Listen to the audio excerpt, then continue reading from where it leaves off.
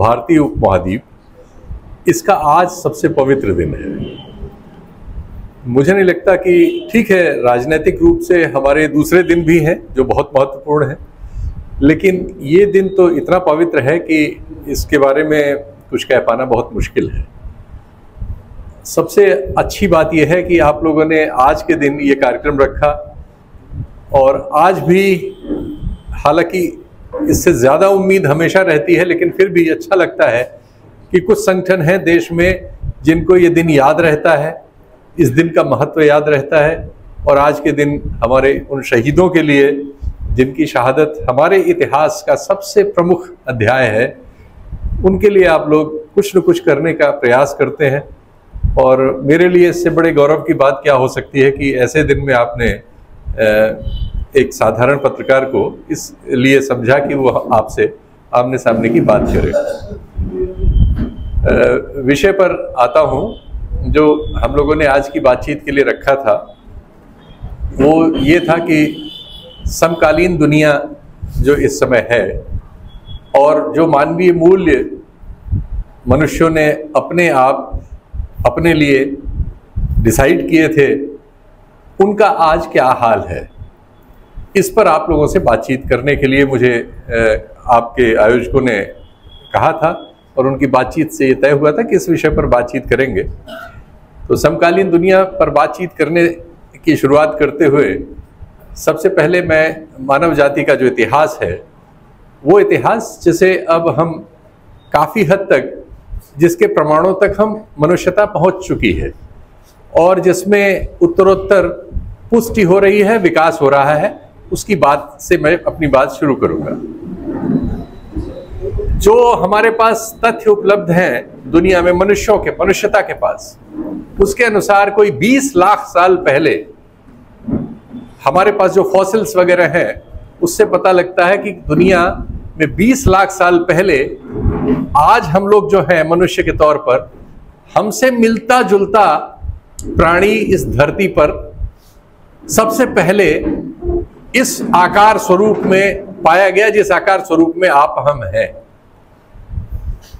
ये नहीं किसी को पता है अभी तक कि एग्जैक्टली कितने उससे पहले कब वो निर्मित हुआ, क्योंकि जो सबूत हैं उनके अनुसार जो मिल पाया वो 20 लाख साल तक के इतिहास का है। वो भी उसी तरह से था जैसे तमाम हमारे जंगली जानवर हैं। अभी अब तो वैसे ही जंगल नष्ट होते जा रहे हैं, तो जंगली जानवर भी अब धीरे धीरे खत्म हो रहे हैं, लुप्तप्राय हो रहे हैं, लेकिन फिर भी अभी कुछ हिस्सों में एशिया में और कुछ हिस्सों में अफ्रीका में अभी उनका पुराना स्वरूप बरकरार है। और वहाँ के अध्ययनों से जो हमें पता लगता है कि दूसरे जो जानवर, हम लोग, एक और चीज़ है, हम सब लोग जो मनुष्य हैं, ये वैज्ञानिक भाषा में जीवों का अलग अलग विभाजन है। तो उसमें वो लोग जो अंडे में नहीं सीधे जन्म लेते हैं और माता का स्तनपान करते हैं, ऐसा करने वाले जीवों का जो समूह है दुनिया में, जिसको स्तनपायी जीवों का समूह कहा जाता है, उससे हम लोगों का रिश्ता है। हम लोग उसमें एक सबसे प्रमुख इकाई है और आज की दुनिया में मनुष्यों का कब्जा है। तो आप कह सकते हैं कि उसमें सबसे ज्यादा सफल हम ही हुए। उसमें जो हमसे पीछे छूटे हुए करीब के और दूसरे जंतु हैं, सबसे करीब तो चिंपांजी और उससे करीब वाले लोग हैं, और उसके बाद और बहुत सारे हैं, व्हेल तक ये कहानी चली जाती है, असंख्य जीव हैं, उन सबको कैटेगराइजेशन किया गया है। लेकिन उनमें सब में हम में एक ही समानता है दूसरे अन्य जीवों से, कीड़े मकोड़ों से और अन्य से, कि ये सब पूरा इनका जन्म होता है, अंडे वाला काम इनका नहीं है, और दूसरे ये स्तनपायी होते हैं, अपनी माँ के स्तन से शुरू में इनको भोजन मिलता है। तो हम मनुष्य लोग अपने सहोदरों में, वो सब जो स्तनपायी हैं, उसमें सिर्फ इंसान ऐसा है जिसके पास ये सर के पीछे मेडुला ऑब्लोंगेटा है, वैज्ञानिक भाषा में इसको कहते हैं। इसका विकास इन 20 लाख सालों में दूसरे जंतुओं की तुलना में जिसमें सबसे ज्यादा और सबसे तेज हुआ है। आप अचरज करेंगे कि इसकी बड़ी कीमत मनुष्य ने चुकाई है। वो जमाना आज से 20 लाख साल पहले और 10,000 साल पहले तक जो था, 10,000 साल से 20 लाख साल के बीच में, वो हमारा भी उन्हीं जंगली जानवरों की ही तरह था। उसी तरह से उस जमाने में वो भी सब उन्हीं तरह के संघर्षों में, उसी तरह प्रकृति की मार में, उसी तरह भोजन की तलाश में। शुरुआत ऐसा लगता है जो तथ्य मिलते हैं कि अफ्रीका में कहीं से हुई और उसके बाद वो सारी दुनिया में फैले। लेकिन दुनिया तो बड़ी अजीब थी। यूरोप में भारी ठंड पड़ती थी, अफ्रीका में बहुत गर्मी पड़ती है। वो लोग जो अफ्रीका से चल के यूरोप गए होंगे, उनमें से जाने कितने लोग रास्ते में मर गए होंगे, कितने लोग वहां के वातावरण में मर गए होंगे। उनमें से कुछ रहे होंगे जो उस स्थिति में अनुकूलित हुए और उन्होंने एक मनुष्य की आबादी को यूरोप में विकसित किया। रूस तक गए जहां इतनी ठंड पड़ती है कि वहां मनुष्य का जीवन असंभव है, -60 वगैरह तक जाती है। लेकिन मनुष्यता का विकास ऐसे ही हुआ। हमारे पास आज जो कुछ जानकारी है जिससे हम अपने को करीब पाते हैं, ये जो जानकारी मैं आपको बता रहा हूं ये अजनबी लगती है, इसमें बहुत से लोग यकीन भी नहीं कर पाते। लेकिन ये चूंकि वैज्ञानिक तथ्य है इसलिए यकीन करें न करें वो तो सामने है। लेकिन जो हम लोग जानते बूझते जीते हैं उसमें हमारा है कि हमारे यहाँ चुनाव होते हैं, हम एक लोकतांत्रिक देश हैं, कुछ देशों में तानाशाही है, हमारे समाजों में धर्म की प्रधानता है। हमारे यहाँ ये है तथ्य कि दुनिया में इतना अन्न होता है, इतना खाने पीने की चीजें हैं कि अगर उनका असमान वितरण न हो तो इस दुनिया में कोई भूखा नहीं सोएगा। इतनी व्यवस्था इंसान आज के दौर में कर चुका है। लेकिन उसके कारणों पर अभी मैं आऊंगा कि उसकी वजह है कि इसके बावजूद असंख्य आबादी ऐसी है जो बहुत कठिनाई में है, दोनों वक्त का भोजन नहीं जुटा पाती और उसके लिए तमाम तरह के समझौते करना पड़ता है, उसे बहुत सारे कष्ट झेलती है और समाज में ये विद्रूपता विद्यमान है। धर्म है, धर्मों के बीच संघर्ष है, धर्मों के बीच अपने फिरके हैं, उनके बीच संघर्ष है। दुनिया में तरह तरह के संघर्ष हैं। अभी जब हम आप बात कर रहे हैं, एक हिस्से में फिलिस्तीन में गजा में लड़ाई सी चल रही है, उक्रेन में रूस से लड़ाई चल रही है, ये सब होते रहते हैं। लेकिन इसके बावजूद कि जब दुनिया में इतने साधन हैं कि वो सबके लिए भरण पोषण का इंतजाम कर सकते हैं, सबके लिए छत का इंतजाम कर सकते हैं, तो इसके बावजूद ये सब क्यों होता है कि लड़ाइयां हो रही हैं, बहुत से लोग भूखे सो रहे हैं और बहुत सारा अनाज समुद्र में फेंका जा रहा है जिससे अनाज का दाम न कम हो जाए। ये सब क्यों होता है? इस पर असंख्य बार, चूंकि आप लोग जिन संगठनों से जुड़े हैं उनमें इन चीजों की बात होती है, मुझे पता है। एक गिलास पानी रखवा दीजिएगा। अच्छा,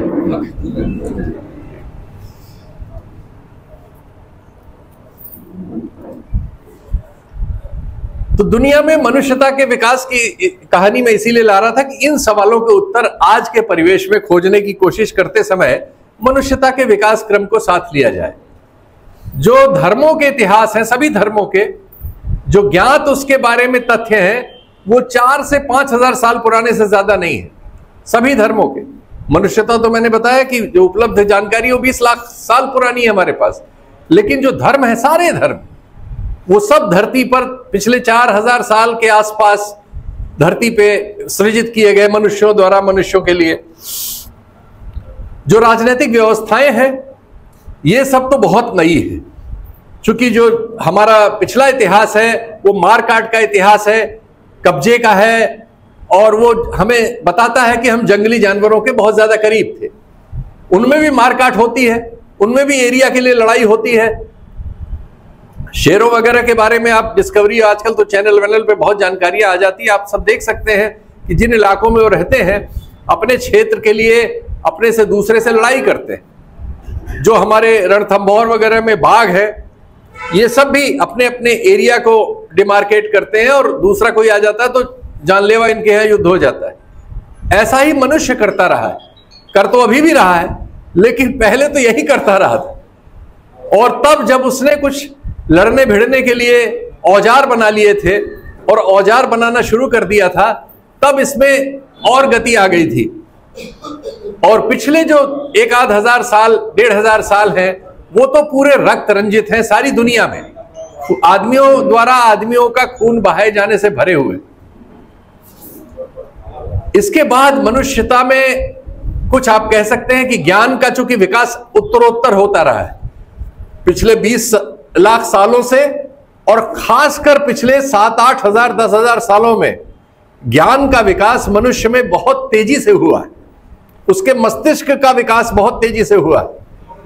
और आप ये सूचना आपके लिए रोचक होगी कि मनुष्य जितना एनर्जी पैदा करता है शरीर में खा पीकर, उसका करीब 1/4 एनर्जी जब आप सोते हैं तो आपके दिमाग को आज भी परिवर्धित करने में खर्च होती है। उसकी तुलना में जो दूसरे जानवर हैं उनमें ये प्रतिशत 10% से कम है। यानी जो मनुष्यता का विकास हो रहा है उसके ज्ञान विज्ञान और दिमाग का, इसमें मनुष्य का ही शरीर ऐसा है जिसमें उसके शरीर की ऊर्जा का अधिकांश हिस्सा उसके अनवरत दिमागी विकास पे खर्च हो रहा है।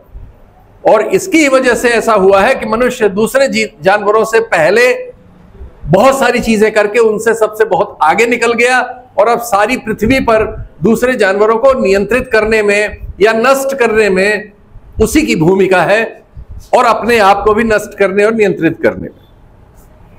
ये शब्द नियंत्रित आया तो अब बात वहां से शुरू करते हैं। मनुष्यता के 4-5 हजार साल के ज्ञात इतिहास में जब धर्म पैदा हुए, राजनीति पैदा हुई, राजा रानी पैदा हुए, बादशाह पैदा हुए, हुकूमतें पैदा हुई, साम्राज्य बने, इस सब दौर में मनुष्य के भीतर, मनुष्यों के ही कुछ हिस्सों में या 1-2 लोगों में यह विचार आया कि दूसरे मनुष्यों पर कैसे अपना प्रभाव रखा जाए। जानवर होने के दौर में एक नेचुरल था कि जो बलशाली होता था वो लीडर हो जाता था, जब वो कमजोर हो जाता था तो दूसरा बलशाली उसकी जगह ले लेता था।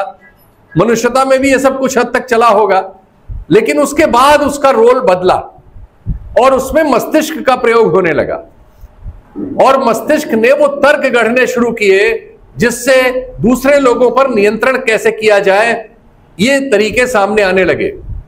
धर्म का भी उसमें एक इस्तेमाल है, राजनीति का सबसे बड़ा इस्तेमाल है, और आज से करीब 2-2.5 हजार साल पहले ये सिक्के विक्के पैदा करना शुरू कर दिया इंसान ने, जब मैक्सिको के लोगों ने सबसे पहले सोने नामक धातु, जो सोना है आज का गोल्ड, इस धातु की खोज की, और इस पीली धातु ने दुनिया में एक विचार पैदा किया साथ साथ जो आकर्षक लगती थी, क्योंकि इसके पहले धातु के जो भी स्वरूप थे, लोहा उससे पहले खोज लिया गया था, वो स्वरूप सुंदर नहीं थे, सोना सुंदर था।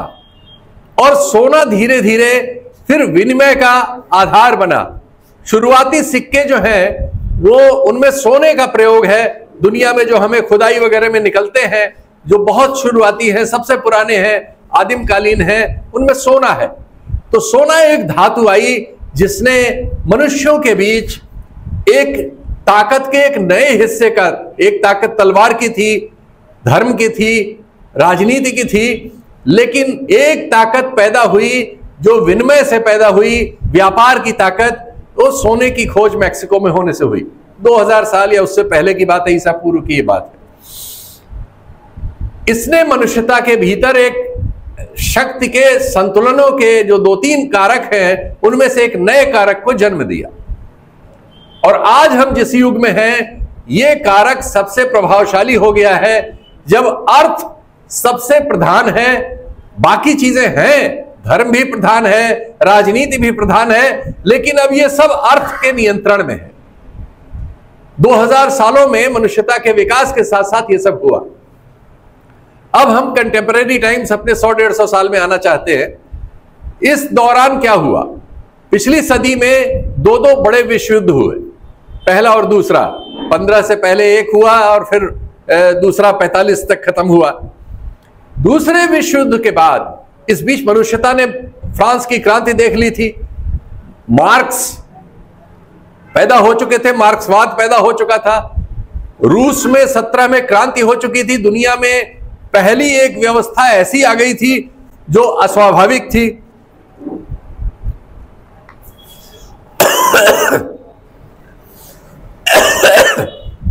(1917) वो पहली स्थिति है।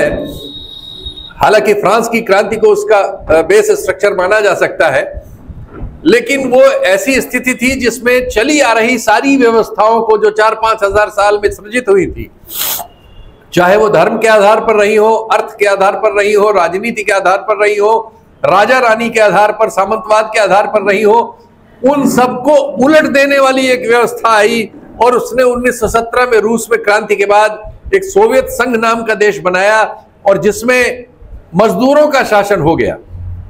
ऐसा कल्पनातीत था, लेकिन और उसके बाद उस विचारधारा का उस सदी में बहुत तेज विकास हुआ। आज हम जिनकी जयंती मना रहे हैं, जिनका शहीदी दिवस मना रहे हैं, शहीद आजम भगत सिंह भी उस विचारधारा से उस जमाने में प्रभावित थे और उनकी चिट्ठियां, उनके लेख, उनका वो मशहूर लेख मैं नास्तिक क्यों, ये सब उस वक्त की ये जो फिलॉसफी नई पैदा हुई थी, इसको इंगित करता हुआ हमें मिलता है। उस जमाने के लगभग दुनिया के हर हिस्से में उसका प्रभाव था, हमारी राष्ट्रीय आंदोलन पर उसका प्रभाव था और हमारे ही नहीं, अफ्रीका में उसका प्रभाव था, एशिया के दूसरे देशों में उसका प्रभाव था, यूरोप में था, अमेरिका में था। और सच्चाई तो यह है कि जो उस समय दुनिया के सबसे बड़े देश थे, यानी ब्रिटेन उस समय सबसे बड़ा यूरोप का देश, दुनिया के सबसे ज्यादा देशों में उसका शासन था, सबसे पहले उससे डरने वाले लोगों में वो लोग थे। और उन्होंने जो अमेरिका नाम का नया देश बना लिया था यूरोपियन लोगों ने, वहां की अर्थव्यवस्था पनप रही थी। पहले विश्व युद्ध में बहुत सारी सप्लाईज करके उसको जो फायदा हुआ था, उससे जो ताकत उनके यहां आई थी, वो भी इस नई ताकत से डर रही थी जो 1917 में रूस में पैदा हो गया। तो ऐसे विचारधारात्मक कोलाहल के युग में पिछली सदी बीती और जब दूसरा विश्व युद्ध खत्म हुआ, जिसमें एक फांसीवाद को परास्त करने में दुनिया की सारी शक्तियों को एक होना पड़ा, तो उस एक होते समय दुनिया में सोचा गया कि अब दुनिया के संचालन के लिए, जिससे ऐसे युद्ध न हो जैसे प्रथम विश्व युद्ध में हुए और द्वितीय विश्व युद्ध में हुए,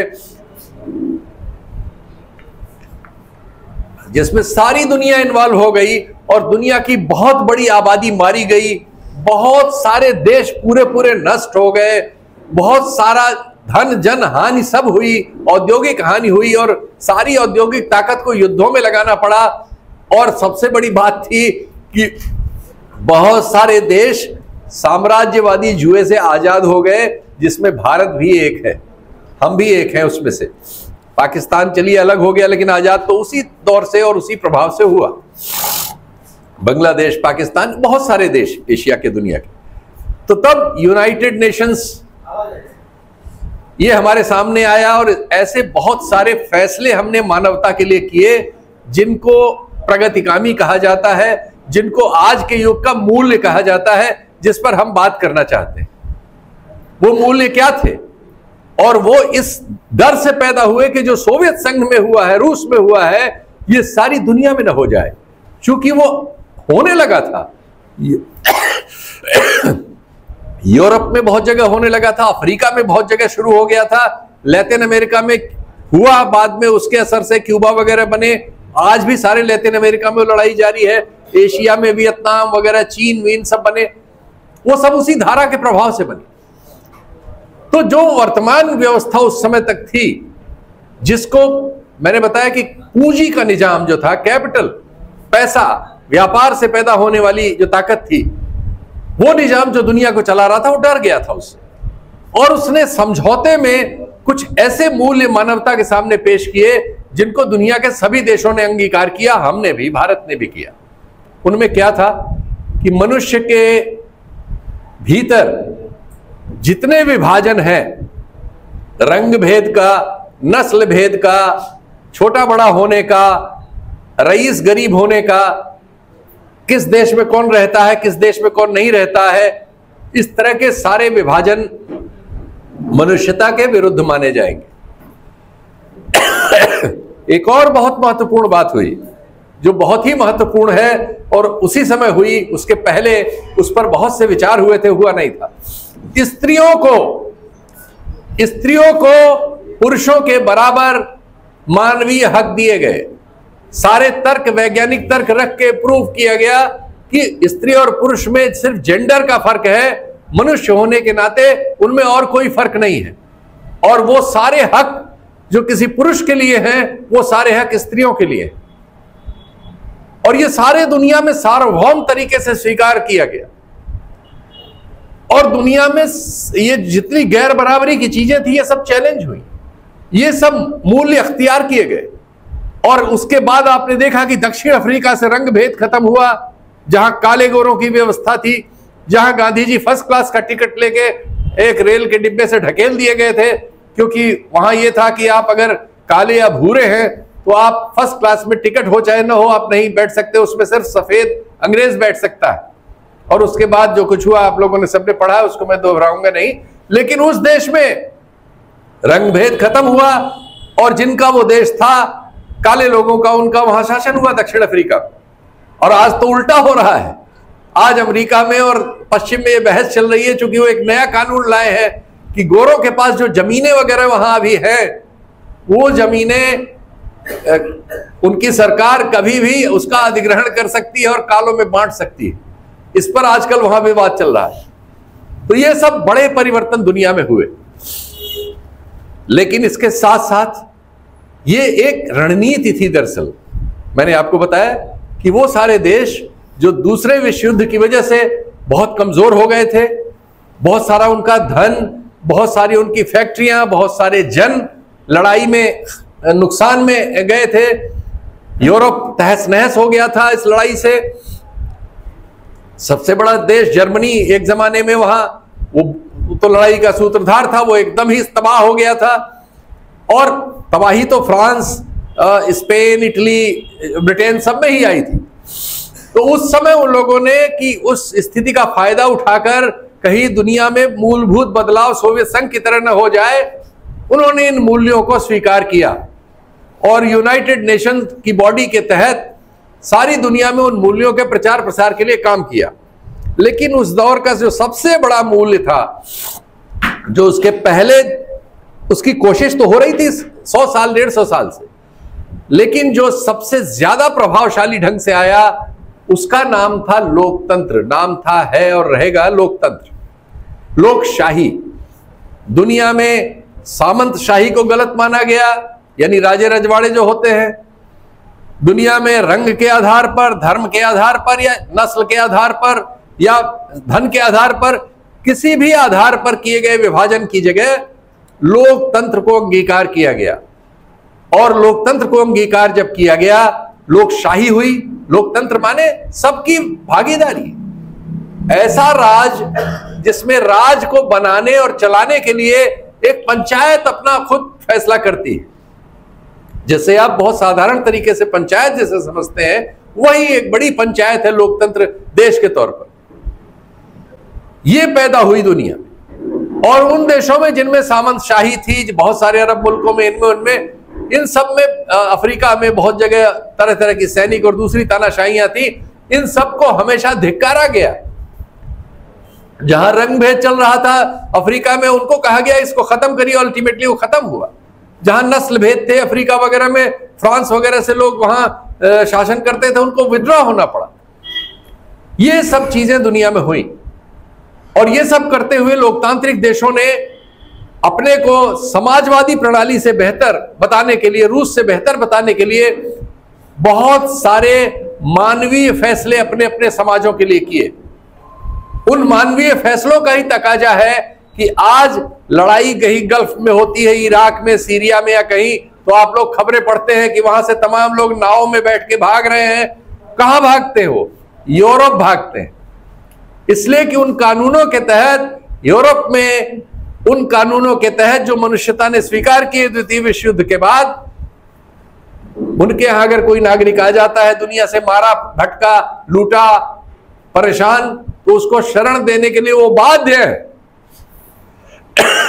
यह फैसला था, यह फैसला है, लेकिन अब इस फैसले को तोड़ने का हमारे दौर में जुगत हो रहा है। मैं उस पर बाद में आता हूं। तो ये बहुत बड़े मानवीय फैसले हुए। शिक्षा को, स्वास्थ्य को, इस सब को सरकारों ने अपनी जिम्मेदारी के तौर पे लिया। शिक्षा के तमाम संस्थान सारे यूरोप और दुनिया में बनाए गए, आपके भारत में भी बने, जिसमें आपको पैसा नहीं देना था लेकिन आपको शिक्षा मिलनी थी। शिक्षित करना, स्वस्थ रखना, ये सरकारों की अपनी जिम्मेदारी हुई।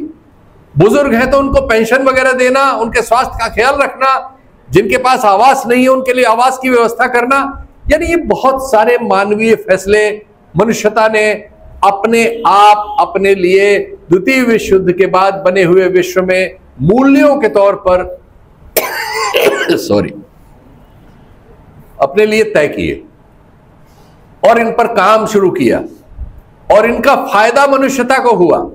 मनुष्यता आगे बढ़ रही थी, लेकिन इसी के साथ साथ वो जो अर्थ नीति चली आ रही थी, जो द्वितीय विश्व युद्ध में कमजोर हो गई थी और अपने लिए समय चाहती थी, अब ऐसा लगता है कि शायद उन्होंने उस समय जो फैसले किए थे, अब चूंकि वो उनकी आर्थिक हालत में बदलाव आ गया है, वो उन फैसले, और रूस खत्म हो चुका है, सोवियत संघ खत्म हो चुका है। सोवियत संघ आप जानते हैं टूट गया और उसके कई देश बन गए, वहां वो व्यवस्था जो थी वो खत्म हो गई। अब वहां भी वैसी ही व्यवस्था है जैसी बहुत जगह जिसकी आलोचना होती है, और जैसे ऑटोक्रेसी या तानाशाही के आसपास की व्यवस्था कहते हैं। तो ऐसे में अब फिर हम देख रहे हैं कि दुनिया की रंगत बदलने की बात हो रही है। अभी जो अमेरिका के उपराष्ट्रपति हैं मिस्टर वांस, उनका एक वीडियो है 3-4 दिन पहले का ही है, उसमें वो कह रहे हैं, वो बहुत सुनने लायक और समझने लायक है, बहुत जरूरी है। वो कह रहे हैं कि जब हमने एक फैसले में गलती की कि सस्ते लेबर के चक्कर में एशिया चले गए, कोरिया, जापान, चीन वगैरह में, वियतनाम वगैरह में, भारत में हमने अपनी फैक्ट्रियां ट्रांसफर कर दी सस्ते लेबर के चक्कर में, तो हम ये समझते थे कि वो लोग एक लेवल तक रहेंगे, एक सस्ता लेबर प्रोवाइड करके हमारे लिए हमारे डिजाइन प्रोडक्ट वगैरह बनाएंगे, लेकिन उससे आगे नहीं बढ़ेंगे। लेकिन अब तो गलत हो गया है। चीन, जापान, कोरिया वगैरह, और पर्टिकुलरली चीन पर वो केंद्रित थे कि वो तो अब नई नई चीजें जो हम सोचते हैं, जहाज हम बनाते हैं, मिसाइल हम बनाते हैं, जेट रॉकेट हम बनाते हैं, या इस तरह की आधुनिक तकनीक के जो भी विकसित क्षेत्र हैं, उन सब में चीन वगैरह बराबरी पे आ गए हैं। उनकी अर्थव्यवस्था इतनी बड़ी हो गई है कि अमेरिकन अर्थव्यवस्था को चुनौती दे रही है। अगर अमेरिकन अर्थव्यवस्था 28-29 ट्रिलियन है, तो रूस की भी अर्थव्यवस्था 20 ट्रिलियन पहुंच चुकी है। उसमें एक पीपीपी वाला टर्म होता है, उसमें तो चीनी अर्थव्यवस्था अमेरिका से ड्योढ़ी है, करीब 36-38 ट्रिलियन है। यानी उनका जो निजी बाजार है, चूंकि वो 140 करोड़ है हमारी तरह, तो वो बहुत बड़ा है। तो ये सब देख के पश्चिम का डरना शुरू हुआ है, और वो अपनी केचुल जो उसने द्वितीय विश्व युद्ध के बाद पहनी थी, सबसे पहले अमेरिका उस केचुल को उतारकर फेंकता हुआ नजर आ रहा है। अमेरिका जो इसके लिए सबसे ज्यादा दावे करता था, सबसे पहले वही अपने कपड़े अब उतार के और नंगा होके सामने आ रहा है कि हम तो ये, मतलब एक जो भेद खत्म किए गए थे समाज से, अब एक नए भेद की उनको दरकार लगती है। वो चाहते हैं कि भेद हो, यानी जो गोरी दुनिया है वो तकनीक और विकसित क्षेत्र में आगे रहे, पैसे उसके पास ज्यादा रहे, और जो बाकी एशिया और अफ्रीका वगैरह के लोग हैं, ये मजदूर तो रहे, सस्ते मजदूर, लेकिन वही रहे, निर्माता न बन जाए, रिसर्चर न बन जाए, अपनी खोज न करने लगे, आगे न बढ़ जाए। ये एक नया विचार दुनिया में इसने जन्म ले लिया है। अब इस विचार तक पहुंचने के बीच जो कुछ हुआ वो ये हुआ कि न सिर्फ मानवीय फैसलों में बहुत सारे दुर्गुण लाए गए जो द्वितीय विश्व युद्ध के बाद स्वीकार किए गए थे, बल्कि आर्थिक फैसलों में भी बहुत सारे दुर्गुण लाए गए। बहुत सारे जो आप जिनके बारे में किसान आंदोलन वगैरह में सुनते रहते हैं, WTO वगैरह, इस तरह की पॉलिसीज लाके दुनिया में एक नई गैर बराबरी पैदा की गई। आज की दुनिया ऐसी है कि 1% लोगों के पास 40% दुनिया का धन पहुंच गया है। आपके भारत में ही 10% लोग ही ऐसे हैं जिनके पास 70% हमारी आय का पैसा पहुंच गया है, और उसमें से 1% ऐसे हैं जिनके पास 30% पहुंच गया है। यानी जो बाकी सारे लोग हैं वो उस 30% में जिंदा रहने को आप हम मजबूर हैं। अभी एक अध्ययन आया है, एक बहुत प्रमुख अर्थ जगत की रिसर्च करने वाली कंपनी है, उसने भारत के बारे में अध्ययन किया है कि 140 में से 100 करोड़ लोग ऐसे हैं जिनके पास खरीदने की ताकत खत्म हो गई है। यानी वो सिर्फ जीवित है, भोजन किसी तरह से जुटा ले रहे हैं और दिन भर गुजार के घर पहुंच जाते हैं। दूसरा आंकड़ा तो खुद आरबीआई वगैरह ने स्वीकार किया है कि जो 16 साल से 25 साल की हमारी नई वर्क फोर्स पैदा हो रही है भारत में, जिसको हम डिविडेंड कहते हैं, उस वर्क फोर्स में कुल 25% लोगों को रोजगार मिल रहा है, 75% खाली है। सीएमआई का डाटा है कि हमारे करीब 35% बेरोजगार तो ऐसे हैं जो अब रोजगार की तलाश ही नहीं करते। वो गांव के चौराहों पर, बाजारों के चौराहों पर, शहरी चौराहों पर इधर उधर दिन बिता के अपना घर पहुंच जाते हैं, किसी नेता के पीछे घूमते हुए, किसी समर्थ के आगे पीछे घूमते हुए। अब उन्होंने ये मान लिया कि उनके जीवन में रोजगार नाम की चीज दाखिले नहीं हो सकती। ये सब आंकड़े विभिन्न अध्ययनों के द्वारा हमारे आपके बीच में है। यानी दुनिया में जो कुछ तय हुआ था पहले, उसकी जगह अब ये हो रहा है कि बहुत थोड़े से लोगों के पास बहुत सारा समाज का सब कुछ उनके पास चला जा रहा है, और बाकी सारे समाज को सिर्फ जिंदा रहने के लिए, वो जो आप लोग कहते भी हैं राजनीतिक भाषणों में कि 5 किलो अनाज पे आप 80-85 करोड़ लोगों को पाल रहे हैं, एक ऐसा समाज सृजित कर रहे हैं जिसपे आप अनाज फेंक देंगे, कुछ 100-200 रुपए दे देंगे, 1000-2000 दे देंगे, कहेंगे बस पड़े रहो वहां, जिंदा रहो बस। उसकी कोई उपयोगिता, सामाजिक उपयोगिता, आर्थिक उपयोगिता नहीं होगी। एक ऐसा समाज सारी दुनिया में सृजित हो रहा है। अफ्रीका जहां है उसको वहीं रोका जा रहा है, एशिया को कोशिश हो रही है, चीन वगैरह उभर आए हैं, इसलिए चैलेंज लग रहे हैं। लेकिन भारत जैसे तमाम देश अभी भी बहुत पिछड़े हुए हैं और एक बहुत बड़ी गरीब आबादी को समेटे हुए हैं।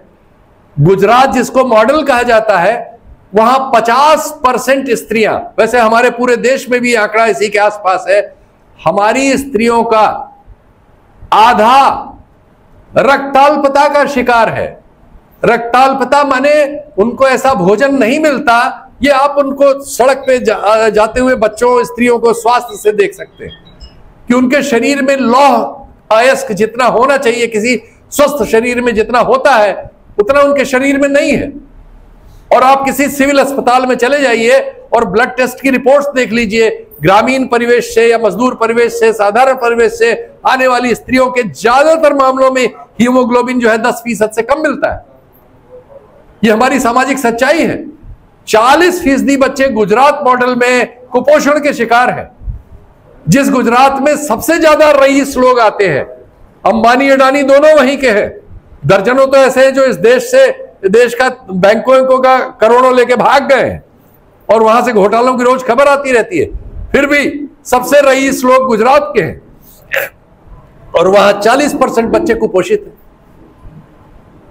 ये जो डिस्पैरिटी दुनिया में आ रही है, किस अन्न है लेकिन हम सबको नहीं देंगे। यूक्रेन में वार हो रहा है तो अन्न निकला ही नहीं, वहां से अफ्रीका भूखा रह गया। बहुत सारे लोग कीड़े मकोड़ों पे जाना पड़ा उनको। मतलब दुनिया में चीज है। हमारे देश में ये अन्न जब बांटा नहीं जा रहा था, एफसीआई के तमाम गोदामों से फोटोज आते थे कि करोड़ों टन सड़ गया, डिस्ट्रीब्यूशन नहीं हुआ। यानी भूखे लोग हैं, उन तक अन्न पहुंचाने का काम सरकारों तक ने इतना तक नहीं किया, एक ऐसी व्यवस्था की। दूसरी ओर आप देख रहे हैं कि अयोध्या आने जाने का, अभी जो ये प्रयाग आने जाने का हवाई टिकट दक्षिणी राज्यों से 60 हजार रुपए में बिका है। मतलब इसी देश में 50% स्त्रियां, उनका हीमोग्लोबिन कम है, 40% बच्चों का कुपोषित उनका भविष्य है, शरीर कुपोषित है, स्वास्थ्य नहीं है। और हमारे देश में एक 2.5 घंटे 3 घंटे की फ्लाइट का टिकट यूरोप के टिकट से ज्यादा है, ऐसे सीजन पे ज्यादा हुआ। ये जो डिस्पैरिटी दुनिया में अर्थव्यवस्था ने, इस नई अर्थव्यवस्था के संचालकों ने पैदा की, इसने नई हलचल मचा दी है। और इससे जो खतरे पैदा हो रहे हैं, इससे सबसे पहले तो राजनीतिक खतरे आए। दुनिया भर में ऐसे शासकों की बाढ़ आ गई, ऐसे लोग राजनीति में सफल होने लगे जो समाज में किसी हिस्से को दुश्मन बना के राजनीति करते हैं। ऐसे लोग जिन्होंने इन समस्याओं का, आर्थिक समस्याओं का हल करने की जगह शॉर्टकट चुन लिए हैं, जैसे यूरोप के बहुत सारे देश और खुद आजकल ट्रंप इस बात पर सत्ता में आए हैं कि उनके देश में जो लोग हाथ पैर जोड़ के इधर से कूद काद के पहुंच गए थे, उनको वो अपने देश से बाहर निकाल देंगे। यानी अमेरिका एक रईस देश था, दुनिया का सबसे रईस था, बहुत सारे लोग वहां जाते थे कि उनको कोई रोजी रोटी मिल जाएगी, और मिल जाती थी। अब वो सब खदेड़े जा रहे हैं। और यूरोप के भी कई देशों में, अभी लकीली बहुत बड़े देशों में ये नहीं हुआ, लेकिन हंगरी जैसे बहुत सारे, पोलैंड, हंगरी वगैरह में ये हो चुका है कि उन्होंने भी अपने बॉर्डर पे बंदूकें तैनात कर दी हैं कि अगर किन्हीं देशों से मारे पिटे लोग उनके देशों में दाखिल होने जाएंगे तो उनको गोली मार दी जाएगी। एक नई दुनिया जिसमें नए चैलेंजेस हो रहे हैं, जिसमें हम और वे देशों में और हमारी भाषा में, हमारे राजनीतिक विचार में हम और वे पैदा हो गए। हम अपने ही देश के कुछ लोगों को वे कहते हैं, वो कहते हैं। आपस में हमने अपने को बांट लिया है और उनको दुश्मन समझ के ट्रीट करना शुरू किया है। इस पर राजनीति हो रही, और राजनीति इस पे सफल हो रही है। करना उसको है आर्थिक सवालों को हल, लेकिन वो उसको हल करने की जानती है कि उसको हल नहीं कर सकती, तो इसलिए वो झूठ बोल के ये वाला काम कर रही है जो सरल है, हम और वे पैदा करना। किसान आंदोलन होगा तो हम उसमें खालिस्तान ढूंढने लगेंगे। मतलब है बहुत सारी बातें आप जानते हैं, इसलिए मैं उसको दोहराऊंगा नहीं, आप समझ गए होंगे कि मैं क्या कहना चाहता हूं। तो ये जो दुनिया में राजनीति का नया तरीका पैदा हुआ है, ये दरअसल उस आर्थिक असफलता को छुपाने के लिए पैदा हुआ है जो समाज के जरूरी सवालों को एड्रेस नहीं करना चाहता, एड्रेस नहीं कर रहा है। उसकी जिम्मेदारी थी कि सबके लिए बेहतर स्कूली शिक्षा का इंतजाम करे, हायर एजुकेशन का इंतजाम करे, उसने इसको प्राइवेटाइज कर दिया, अपनी जिम्मेदारी छोड़ दी। उसकी जिम्मेदारी थी कि आपको अच्छे अस्पताल बनाए, मेडिकल कॉलेज बनाए, एम्स बनाए और फ्री में स्वास्थ्य सुविधाएं दे, उसने उसको छोड़ दिया। कहा एक बीमा कंपनी है, ये कार्ड ले लो, जाओ अपना इलाज करो, अपने झेलो। वो अपनी जिम्मेदारियों से कम होता चला जा रहा है। वो बजट में आप देख सकते हैं, पिछले 15-20 सालों का बजट देखिए तो शिक्षा और स्वास्थ्य में लगातार कटौतियां हो रही, सभी जगह सरकारें अपनी जिम्मेदारी छोड़ रही। दूसरे आपके जो एसेट्स हैं जो पिछले 70-80 साल में आपने बनाए आजाद देश में, हवाई अड्डे हो, बंदरगाह हो, फैक्ट्रियां हो, लोहे के कारखाने हो, रेल के कारखाने हो, या जो सबसे बड़े उपक्रम है, इनको सबको निजी हाथों में देना और कई मामलों में विदेशी हाथों में भी देना, ये नीतियां इनकी जगह आ रही हैं। रोजगार देने की जो जिम्मेदारी है उसमें हम पा रहे हैं कि जो सरकारी रोजगार है सिर्फ 2 क्षेत्रों में बढ़ रहा है, बाकी सब क्षेत्रों में घट रहा है। 2 क्षेत्र कौन से हैं? एक पुलिस, आप याद करिए कि अपने अपने प्रदेशों में जो भर्तियां निकलती हैं, बाकी सब भर्तियां या तो मुकदमों में फंस जाती हैं या गड़बड़ हो जाती है, सिर्फ पुलिस की भर्ती होती है सरकार दर सरकार।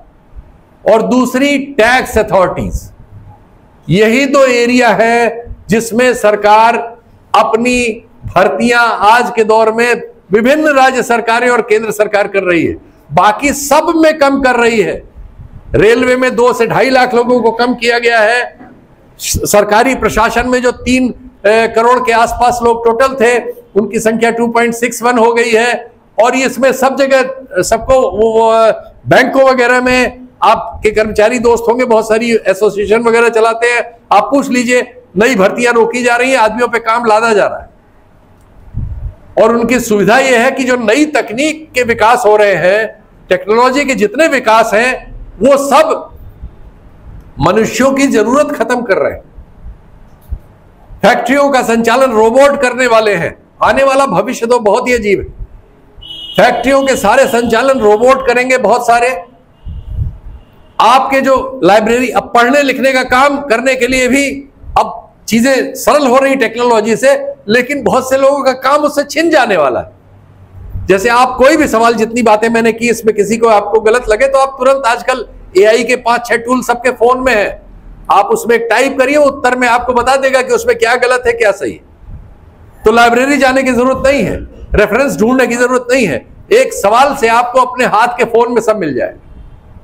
तकनीक ने इसी में बैंक कर दिया, इसी में शिक्षा कर दी, इसी में राजनीति कर दी, इसी में अर्थनीति कर दी। अब ढेर सारे काम आप इसी से कर सकते हैं। तो जो रिसर्च का पैसा है आज की दुनिया में, उसमें सबसे बड़ा पैसा कम्युनिकेशन के एरिया में रिसर्च के लिए खर्च हो रहा है, जो हम लोगों का एरिया है पत्रकारिता का और अन्य। अब थोड़ा सा पत्रकारिता पर भी बात कर लूं, हमारे मित्र होंगे यहाँ कुछ और दूसरे लोग जी। ये भी शायद 2000 साल पहले, 2500 साल पहले इस तरह का विचार मनुष्यता में शुरू हुआ। तब रोम दुनिया का सबसे पुराने शहरों में से एक है। रोम के में शहर के बीच एक जगह एक बड़े पत्थर पर लोग लिपि शुरू हो गई थी, लोग सूचनाएं लिख जाया करते थे, महत्वपूर्ण सूचनाएं। ज्यादातर पहले सरकारी सूचनाओं से शुरू हुआ, राजा महाराजाओं की घोषणाएं जो होती थी। बाद में जनता भी अपनी चीज लिखने लगी और वहां से इस तरह का प्रचलन दुनिया में बहुत जगह शुरू हुआ। यूरोप में फैला, बहुत जगह गया, अरब में भी आया। तो ये दुनिया के चौराहे ऐसे बहुत सारे हैं, ये सैकड़ों साल चले।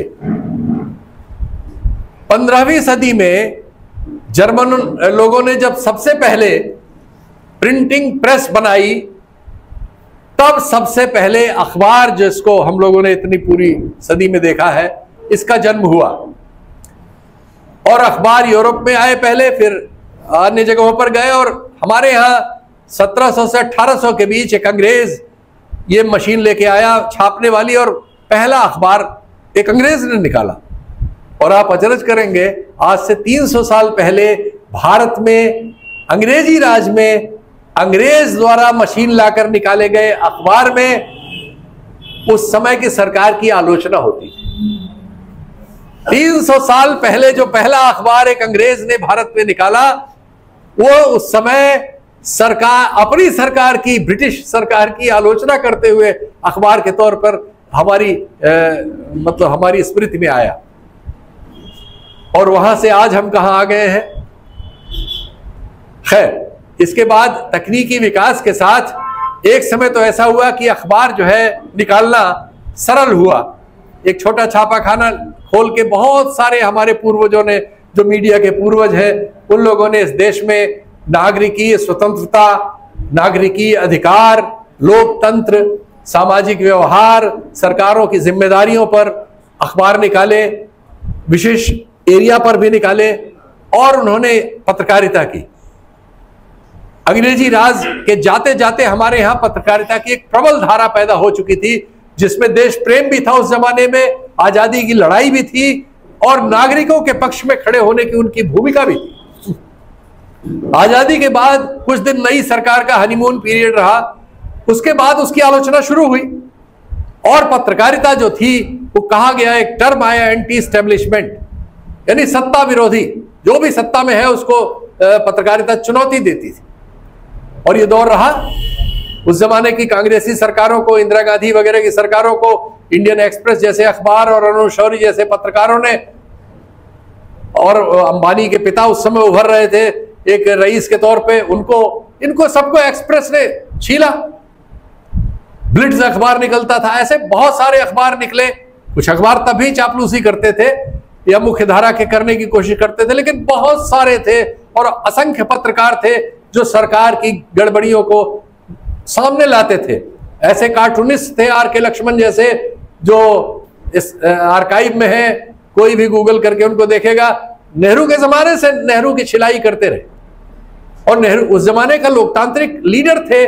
नेहरू वगैरह उनको बुला के उनके साथ बैठ के अच्छी बातें करते थे, और उनका कार्टून पे हंसते थे। ये स्वीकार्यता थी समाज में, और यही होनी चाहिए लोकतंत्र।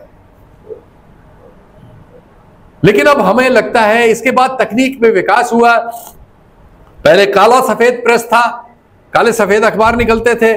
उसके बाद रंगीन अखबार जब आए और रंगीन प्रेस आया, वो पहला झटका था जिसने पत्रकारिता को कमजोर करने में सबसे बड़ी भूमिका निभाई। चूंकि रंगीन प्रेस बहुत महंगा था, नई टेक्नोलॉजी थी, और वो बहुत महंगा था, सब नहीं लगा सकते थे।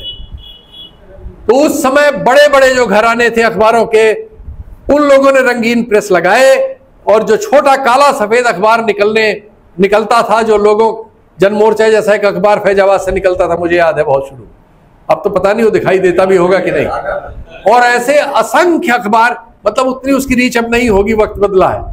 ऐसे असंख्य अखबार विभिन्न भाषाओं में देश की विभिन्न जगहों से निकलते थे, जो जनपक्षीय थे और हमारे आपके स्वर को स्वर देते थे। लेकिन जब रंगीन अखबार हो गया, बहुत कॉस्ट लग गई, तो फिर बहुत बड़े बड़े ग्रुप्स में ही वो रह गया। और उसकी कीमत ज्यादा हो गई, वो चलाने की कीमत ज्यादा हो गई, और इसमें सरकारों का और पैसे वालों का दखल बढ़ने लगा, क्योंकि तब अखबार विज्ञापन पर निर्भर होना शुरू हो गए और बिना विज्ञापन के उनका खर्चा चलना मुश्किल था। और ये जितने बड़े होते गए उतने ही ये सरकारों पर निर्भर होते गए। और उसके बाद नई तकनीक आई, जब टेलीविजन आया, काला सफेद था, फिर रंगीन हुआ, और उसके रंगीन होते ही हमारी सारी दुनिया ही नष्ट हो गई। सच्चाई है, क्योंकि टेलीविजन चैनल अगर राष्ट्रव्यापी निकालना है तो आपके पास कम से कम 500 करोड़ रुपया होना चाहिए। अब 500 करोड़ तो उत्तर प्रदेश में गिना जाएगा तो 4-5 आदमी 10 आदमी निकलेंगे, और उनमें से किसी की रुचि है भी कि नहीं है ये हमें आपको नहीं पता। देश में कुछ हजार ही लोग हैं ऐसे, तो ये और छोटा घेरा हो गया कि इन चीजों का मालिक कौन होगा, तो और लिमिटेड मालिक हो गए। यानी रंगीन अखबार के फिर भी अगर 10,000 लोग मालिक थे तो रंगीन टेलीविजन के मालिकों की संख्या सैकड़ों में आ गई। हजारों लोग कट गए, हजारों लोग छट गए, और खर्चा चूंकि ज्यादा था, 125-150 करोड़ रुपए सालाना का उसका खर्चा था एक राष्ट्रीय चैनल को चलाने का। तो नतीजा यह हुआ कि वो सरकारों पर और पैसे वालों पर और निर्भर हो गए, और इसके साथ साथ पत्रकारिता का दम घुटना शुरू हो गया, क्योंकि उनको विज्ञापन लाने के लिए और चीजें करने के लिए अनेक समझौते करने पड़े, और उन्होंने किए, क्योंकि जिन्होंने 500 करोड़ लगाए थे वो उससे 5,000 करोड़ कमाना चाहते थे। वो हमारे आपके भले के लिए 500 करोड़ लेके कोई नहीं आया था। और इससे नतीजा ये हुआ कि पत्रकारिता का वो युग जो जनता की ओर से, जनता के लिए, सरकार से सवाल करने के लिए माना जाता था, जाना जाता था, वो नष्ट होना शुरू हो गया। और आपको याद ही होगा, एक खबर से सिर्फ हवाला दूं, आप लोगों ने वो सब खबरें देखी होंगी, जब एक सिनेमा के अभिनेता ने आत्महत्या कर ली थी बंबई में, आज से कुछ साल पहले, 4-5 साल पहले शायद, सुशांत सिंह नाम था उसका। उस समय की पत्रकारिता याद कीजिए, उसकी एक गर्लफ्रेंड लड़की थी, उसको पत्रकारिता ने, टीवी पत्रकारिता ने टीआरपी बढ़ाने के लिए नोच डाला था, उसको हत्यारी साबित कर दिया था, महीनों उसके खिलाफ चलाते रहे। उसका सैनिक परिवार से वो जन्मी थी, उसके पिता सेना में थे, उसके भाई को, उसके पिता को लज्जित करके, लांछित करके महीनों चलता रहा। ये सब रिया चक्रवर्ती नाम था उस लड़की का, मुझे याद आ रहा है। पुराने वीडियोस देखिएगा, शर्म आ जाएगी। परसों सीबीआई ने उस मामले में क्लोजर फाइल किया है और लिखा है इनका कोई दोष नहीं था, लेकिन उसमें राजनीति हुई, उससे चुनाव लड़ना था। 5 साल सीबीआई ही लेके उसको बैठी रही, वो 6 महीने बाद ही कह सकती थी। और अब जब सब ठंडा हो गया तब उन्होंने दिया, लेकिन इस बीच उस स्त्री का पूरा जीवन नष्ट कर दिया, उसका कैरियर नष्ट कर दिया टीआरपी के लिए, आपका आकर्षण लेने के लिए। यह हो गई है पत्रकारिता। और ये एक मामले में नहीं है, अब हर मामले में टीआरपी लेने के लिए इसी तरह के झूठे कलेवर दिखाना, झूठे तेवर दिखाना और जनता को दुश्मन बनाना सरकार की ओर से। अब आपकी पत्रकारिता जनता की ओर से सरकार से सवाल नहीं करती, सरकार की ओर से जनता को सवाल करती है, तुम आंदोलन क्यों कर रहे हो, तुम्हारे पीछे किसका हाथ है। शीतल सिंह ये भाषण दे रहा है तो इसको सोरोस पैसा दे रहा होगा, ये उल्टा हो गया। तो मनुष्यता ने, जो विषय था मैं फिर उस पर लौट रहा हूं, मनुष्यता ने पिछली सदी में द्वितीय विश्व युद्ध के बाद जो बहुत कुछ हासिल किया था, वो सारी दुनिया में और भारत में चुनौती में है, खतरे में जा रहा है। हम भी उसी राह पे जा रहे हैं जहां बहुत चंद लोगों के पास हमारे देश के सारे संसाधन होंगे और बाकी सारे लोगों की कोई जरूरत नहीं होगी समाज को। हम होंगे लेकिन समाज को न कारखाने में जरूरत होगी, न सरकार में जरूरत होगी, न प्राइवेट जगह जरूरत होगी। हम कीड़े मकोड़ों में बदल जाएंगे। और उसके बाद कोई ऐसा भी सोच सकता है कि 100 करोड़ लोगों को एक वैक्सीन के नाम पे या किसी नाम पे जहर दे दो, मर जाए 10 साल 5 साल। पैसे का भी जो विचार है वो बहुत क्रूर है, वो ऐसा भी सोच सकता है। आप जानते हैं कि दवाओं के रिसर्च करने वाली कंपनियां जो पश्चिम की हैं, वो अफ्रीका में और एशिया में और भारत में भी हमारे गरीब लोगों को शिकार बनाती है अपनी दवाओं के रिसर्च के लिए, क्योंकि यहां सस्ते लोग जीवन के लिए मिल जाते हैं। तो वो फायदे के लिए, यानी वो ऐसी वैक्सीन वगैरह के ट्रायल हमारे ऊपर करती है और हमारे हजारों लाखों लोग उसके शिकार हुए, हमें पता नहीं है। हमें तो ये भी पता नहीं है कि जो वैक्सीन कोविड के जमाने में लगी थी उसमें कोई कमी थी कि नहीं? क्योंकि बहुत सारे फोटोज आपके पास, वीडियोज आते रहते हैं कि लोग खड़े खड़े गिर जा रहे हैं, मर जा रहे हैं। हो सकता है कि वैक्सीन में दोष हो, लेकिन आज का वक्त ऐसा है कि आप इसकी जांच ही नहीं कर सकते। सरकार ने तो हाथ खड़ा कर दिया। तो हम एक ऐसे क्रूर समय में इस दौर में पहुंचते जा रहे हैं जहां लालच ने और पैसे के युग ने चीजें ऐसी कठिन करना शुरू कर दिया है, और तकनीक उसमें उसका हथियार है, जिसमें दुनिया के बहुत सारे लोगों की उपयोगिता ही खत्म होने वाली है। और हमारे जो मूल्य हमने पिछले दशकों में पाए थे, हम उनको गंवाने के दौर में हैं। और दुनिया के इस तरह के लोग 1 मिनट में किसी तानाशाही से दोस्ती कर लेते हैं। आज जो दुनिया को संचालित करने की स्थिति में है, अमेरिका वगैरह बड़े देश, रूस भी और अन्य भी, इनको कोई 1 मिनट नहीं लगता। अगर इनका फायदा होगा तो आपके देश में अगर आपका शासक तानाशाह है, उससे वो हाथ मिला लेंगे 2 मिनट, कोई ऐतराज नहीं। अब कोई लोकतंत्र की वकालत करने वाला फ्रंट नहीं है। और जो यूनाइटेड नेशंस था वो तो इतना कमजोर हो गया है कि उसकी हालत देख रहे हैं, 2-2 युद्ध चल रहे हैं, उसके प्रस्तावों को कोई सुनता ही नहीं है। क्यों? उसमें एक सुरक्षा परिषद नाम की चीज बनी थी, उसमें 5 देश थे क्या है? अमेरिका है, ब्रिटेन है, चीन है, रूस है और फ्रांस है। अब ये 5 के 5 देश जो कि दुनिया के शक्तिशाली देश हैं, आर्थिक रूप से भी और सामरिक रूप से भी, हर युद्ध पर इनमें से एक ने कोई वीटो कर देता है और उसके बाद उसकी भूमिका खत्म हो जाती है। तो दुनिया ने अपनी जो पंचायत यूएन के नाम पे बनाई थी, उसका रोल खत्म हो गया है। इसीलिए फिलिस्तीन में जो कुछ हो रहा है, गाजा में, वो हो रहा है, कोई देखने वाला, सुनने वाला, रोकने वाला नहीं है। और यूक्रेन और रूस में जो हो रहा था, उसको भी कोई सुनने रोकने वाला नहीं था। अब ट्रंप अपने फायदे के लिए, क्योंकि वो एक हिस्सा रूसियों के कब्जे में जा चुका है, जो बचा है उसमें जो संसाधन है, ट्रंप कह रहे हैं कि जो हमने आपको पहले हथियार दिए, उसके एवज में वो संसाधन हमसे एग्रीमेंट करके दे दो, हम युद्ध रुकवाते हैं। अब उनके सामने, यूक्रेनियों के सामने कोई रास्ता नहीं है, इधर गिरे तो कुआं, उधर गिरे तो खाई। उन्हें समझौता करना ही पड़ेगा अमेरिका से, क्योंकि वो भी ताकतवर देश है, रूस भी ताकतवर देश, और एक पूरी नागरिक आबादी अपना लोकतंत्र खोएगी, संसाधन खोएगी, और एक कठिनाई का जीवन भविष्य उसके सामने हो गया है। तो आज के वक्त में हमारे लिए भी बहुत चुनौती यह है, सबसे बड़ी चुनौती यह है कि सही क्या है, इसकी जांच कैसे की जाए। क्योंकि इतना भ्रम, इतना झूठ, इतना कपोल कल्पना रोज पैदा करके लोगों में बांटा जा रहा है कि बहुत मुश्किल है कि आप सच तक पहुंच सकें। आपको सच तक पहुंचने से रोकने के लिए इतने बैरिकेड हैं, और इतने आप, एक और बहुत महत्वपूर्ण बात मैं मिस कर जाता, अच्छा हुआ याद आ गई। पिछली सदियों में जैसा मनुष्यता जब शुरू हुई, जैसी बात हुई थी कि लोगों पर नियंत्रण करने के लिए बहुत सारी विधियां अपनाई मनुष्य के चालाक लोगों ने। राजनीतिक व्यवस्था, धर्म, धन, बाजार व्यवस्था, तलवार से, डर दिखा के, इन बहुत तरीकों से मनुष्यों को अपने बाड़े में करने की कोशिशें हुई।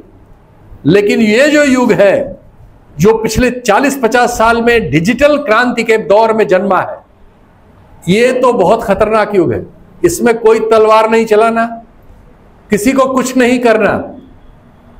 आपको कम्युनिकेशन के नाम पे एक फोन दिया गया है, ये आपकी जरूरत है। इसी में बैंक है, इसी में बीमा है, इसी में आपका फेसबुक है, ट्विटर है। आपकी जीवन का मैक्सिमम समय लेता है जिसके पास ये फोन है। ज्यादातर लोगों के पास है, और दुनिया में बहुत सारे लोगों के पास है। आपकी राय क्या होगी अब आप तय नहीं करते। आपकी राय इस मशीन के जरिए तय होती है। क्योंकि इस पे सूचना देने का जो सिस्टम है वो नियंत्रित है। ये एक बहुत बड़ा खतरा है। अब आप, चूंकि अगर आपको एक तरह की सूचना दी जाए, तो आप देखिए कि आपके देश में, हम लोग तो पहले से, जिनकी उम्र मेरे आसपास होगी, यानी 60-65 वाले होंगे, जो भी मेरे मित्र, या 50 साल के भी होंगे, वो ये याद करेंगे कि आज से 10-15 साल पहले हमारे समाज में मुसलमानों से इतनी नफरत हमारे अंदर नहीं थी। ये पिछले 10-15 साल में नफरत बहुत बढ़ गई। हम उन्हें बहुत बुरा समझने लगे हैं क्योंकि उनकी बुराई के बारे में टेलीविजन से लेके और इस तक इतनी सामग्री हमारे दिमाग में ठेली जाती है कि हमें उनमें बुरा ही बुरा दिखाई देता है। ये इसके हाथ में, ये नियंत्रित किया जा रहा है। हमें क्या बुरा दिखना है ये हम नहीं तय करते। हमारे पास इतनी सामग्री आ जाती है कि उससे हमें वही बुरा दिखने लगता है। और क्या हमें अच्छा दिखना चाहिए ये भी यही नियंत्रित करता है। तो उसकी बुराइयां हमें नहीं दिखती, वो अच्छाइयां दिखने लगती। तो सूचना के दौर में जो काम पेशेवर पत्रकारिता का था, सूचना इस समय करप्ट है, उसे करप्ट किया जा सकता है। कैसे? देखिए, आप लोग इसमें जाते होंगे, आपको पता ही नहीं लगता होगा, आप कभी कभार कोई बात बोल देते हैं मुंह से। जैसे एक बाजार में कोई चीज खरीदने की बात आप कर लें, अगर आपने 2-3 बार कर ली, आप फेसबुक या कोई चीज खोलिए, आपको उसी के विज्ञापन दिखने लगेंगे। ये आपकी हर बात सुन रहा है, हर बात रिकॉर्ड कर रहा है। इससे मत समझिए कि बंद है कि खुला है।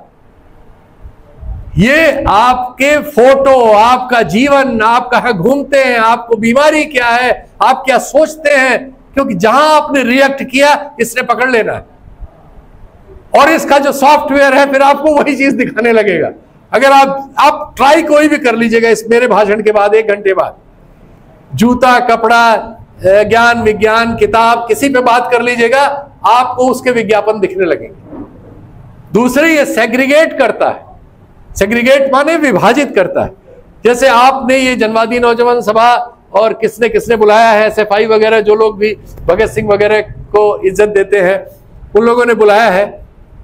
तो ये लोग जिस तरह का सोचते विचारते हैं, इनका फेसबुक, इनका ट्विटर, इनका इंस्टाग्राम, इनका कोई भी सोशल मीडिया ऑर्गन इनको उन्हीं के बीच ले जाएगा। अगर मैं राइट विंग का हूं, RSS समर्थक हूं, मोदी जी का प्रशंसक हूं, तो मुझको उनके बीच ले जाएगा। अगर मैं यूरोप पे बात करता हूं, यूरोपीय खबरें ज्यादा पढ़ता हूं, वहां के चीजों पर रिएक्ट करता हूं, तो ये मुझको उनके बीच ले जाएगा। ये इसके सॉफ्टवेयर में निहित है। ये हमें बांट के हमारा खाना बना देता है कि हमें कहां रहना है, किनके बीच रहना है। सबके बीच हम नहीं रह सकते। हमें लगता है कि हम सबके बीच हैं, ऐसा नहीं है। ये सेग्रीगेटेड है, छटा हुआ है। तो इस समय नियंत्रण करना मनुष्यता पर, मनुष्य के विचार पर, उसके स्वभाव पर, उसकी विचारधारा पर, उसकी राजनीति पर, उसके खरीदने की ताकत पर, उसके खरीदने की रुचि पर, ये सब धीरे धीरे धीरे हमारे आपके जाने बगैर, हमारी आपकी सहमति के बगैर कंट्रोल कर लिया गया है। आज के युग के सबसे बड़े दार्शनिक नोम चॉम्स्की, उन्होंने 1986 में ही इस बारे में एक बहुत मशहूर किताब लिखी है। उसको जिन लोगों की रुचि हो, युवा है, वो जरूर पढ़े उसको, कि कंसेंट जो है आज के दौर की अपनी नहीं है, मैन्युफैक्चर की जाती है। राय हमारी नहीं है। हम जानते हैं कि हमारी है, लेकिन वो हमारी नहीं है, वो मैन्युफैक्चर की जाती है सूचना के जरिए। सूचना के प्रवाह को नियंत्रित करके एक धारा में डाल के वो नियंत्रित की जाती है, और उससे बाजार चलाए जाते हैं, धर्म चलाए जाते हैं, राजनीति चलाई जाती है, और इस तरह की हमारी सारी सामाजिक गतिविधि उसी के हाथ में। तो इस कठिन दौर में आप लोग आज शहीद आजम को याद कर रहे हैं। मैं आपको बहुत धन्यवाद दूंगा, क्योंकि ये एक और काम करता है, ये संवाद खत्म कर रहा है। हमको मशीन में उलझा ले रहा है, बातचीत के लिए समय नहीं बच रहा है, क्योंकि ये सब कुछ खुद देने की इसने व्यवस्था कर दी है। पढ़ना है तो इस पे पढ़ लीजिए, संदेश देना है तो इससे दे लीजिए, खरीद करना है तो इससे कर लीजिए, राय रखनी है तो फेसबुक पे लिख दीजिए। इसने हमारा सब कुछ हमें अपने नियंत्रण में ले लिया है। तो इससे रिश्ते खत्म हो रहे हैं, इस तरह की सार्वजनिक सभाएं खत्म हो रही, उन सभाओं में लोगों की रुचि खत्म हो रही है, और होगी, क्योंकि सब कुछ हमें देने के लिए एक साधन उपलब्ध करा दिया है व्यवस्था, लेकिन ये नियंत्रित है। और ये हमारा नहीं है। ये दो बातें आप